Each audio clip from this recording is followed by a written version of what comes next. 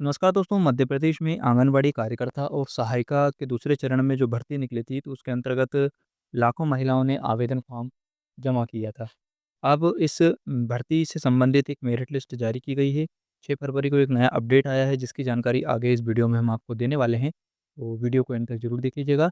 और अगर आपने अब तक चैनल सब्सक्राइब नहीं किया है, तो फटाफट नीचे दिए गए सब्सक्राइब बटन को दबाकर चैनल ज़रूर सब्सक्राइब कर लीजिएगा, ताकि आगे की अपडेट आपको वीडियो के माध्यम से मिलती रहे। तो आप यहाँ पर देख सकते हैं, मध्य प्रदेश में आंगनवाड़ी कार्यकर्ता और सहायिका के जो पदों पर दूसरे चरण की भर्ती निकाली गई थी, तो उसकी अंतिम सूची भी जारी कर दी गई है।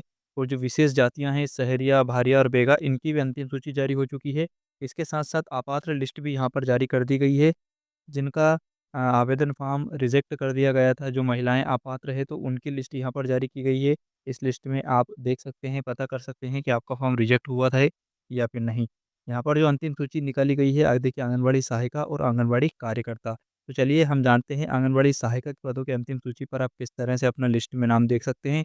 तो सबसे पहले हम सहायिका के लिए यहाँ पर क्लिक बटन पर क्लिक करेंगे। तो यहाँ पर आप देखेंगे एक नया पेज खुलकर आएगा, जिसके माध्यम से आपको लिस्ट में अपना नाम चेक करना है। तो ये सब आप अपने मोबाइल से घर बैठे आसानी से कर सकते हैं। इस वेबसाइट का लिंक आपको वीडियो के डिस्क्रिप्शन में मिल जाएगा, ताकि आप अपने मोबाइल पर ही इस लिस्ट को देख सकें।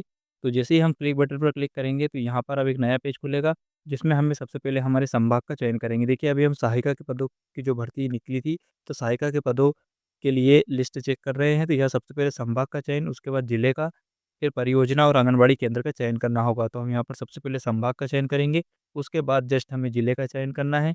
जिले का चयन करने के बाद हमें चुनना होगा परियोजना। परियोजना में आप देखेंगे, तो यहाँ पर आपको परियोजना का नाम देखने को मिल जाएगा। अब चलिए, हम परियोजना को सिलेक्ट करने के बाद फिर जिस आंगनबाड़ी केंद्र की सूची आप देखना चाहते हैं, उस आंगनबाड़ी केंद्र का आपको यहाँ पर चयन करना होगा। ठीक है? उसके बाद क्या करना है आपको, जैसे आप चयन करेंगे, तो यहाँ आपको जो कैप्चा कोड दिखाई दे रहा है, ये वाला कैप्चा कोड आपको दर्ज करके नीचे मेरिट लिस्ट देखिए बटन पर क्लिक करना होगा। देखिए, अब जैसे आप क्लिक करेंगे, तो यहाँ आपको लिखा आएगा नो रिकॉर्ड फाउंड। तो इसका मतलब ये है दोस्तों, कि अभी आपके आंगनबाड़ी केंद्र जो है, उस केंद्र पर सूची जारी नहीं की गई है।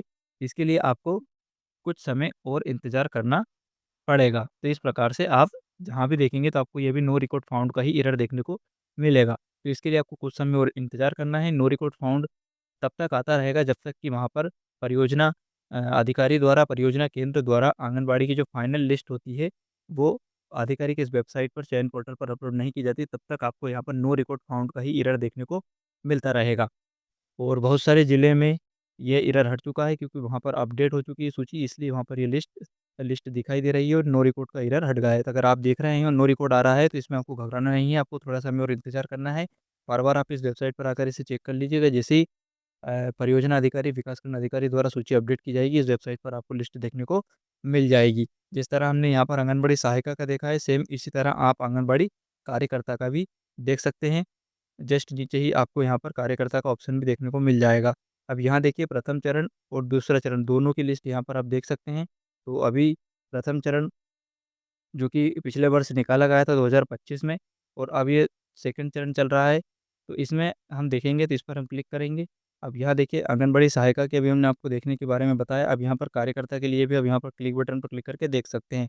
अपात्र की लिस्ट अगर आप देखना चाहते हैं, तो इसके लिए आप जस्ट नीचे आइए और यहाँ अपात्र सूची वाले बटन पर, इस वाले बटन पर आप क्लिक करेंगे। तो यहाँ सेम आपको वही अपना संभाग चुनना है, जिला चुनना है, और परियोजना, आंगनबाड़ी केंद्र और पद, यानी कार्यकर्ता या सहायिका किसके लिए आपने आवेदन किया, उसको चयन करके जब अपात्र सूची देखिए बटन पर क्लिक करेंगे, तो आपको यहाँ पर अपात्र लिस्ट दिख जाएगी। अगर आपका नाम अपात्र लिस्ट में आता है, तो फिर आपका ये समझ लिया आवेदन फॉर्म रिजेक्ट कर दिया है। आपको किसी भी तरह के कुछ भी करने की आवश्यकता नहीं है।